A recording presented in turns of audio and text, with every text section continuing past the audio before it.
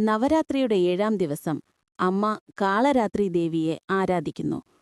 കാളരാത്രി ദേവി ഏറ്റവും ഉഗ്രമായ രൂപത്തിലാണ് പ്രത്യക്ഷപ്പെടുന്നത്. അമ്മയുടെ ശരീരം കറുത്ത നിറം, മുടി ചിതറിയിരിക്കുന്നു, കഴുത്തിൽ മാല, അഗ്നിപ്പാർന്ന കണ്ണുകൾ. സിംഹവാഹിനിയായ അമ്മ അസുരന്മാരെ പേടിപ്പിക്കുന്ന ശക്തിയുള്ളവളാണ്. മഹിഷാസുരനോടുള്ള യുദ്ധത്തിൽ അമ്മ പാർവതി തന്റെ ഭയങ്കരമായ രൂപം സ്വീകരിച്ചു. അമ്മ കാളരാത്രി ദുഷ്ടശക്തികളെ നശിപ്പിക്കുകയും ഭക്തരെ രക്ഷിക്കുകയും ചെയ്തു. അമ്മയെ ശാന്തസ്വരൂപിണി എന്നും വിളിക്കുന്നു, കാരണം ഭക്തർക്കു മുന്നിൽ അമ്മ കരുണാനിധിയും രക്ഷാകരിയുമാകുന്നു. ആരാധനയും നിറവും. 7-ാം ദിവസത്തെ പ്രത്യേക നിറം ഓറഞ്ച്.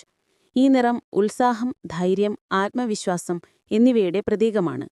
അമ്മയെ പൂക്കളാലും അലങ്കാരങ്ങളാലും ഭക്തിയോടെ ആരാധിക്കുന്നത് ദോഷങ്ങൾ നീക്കി ശക്തി നൽകും.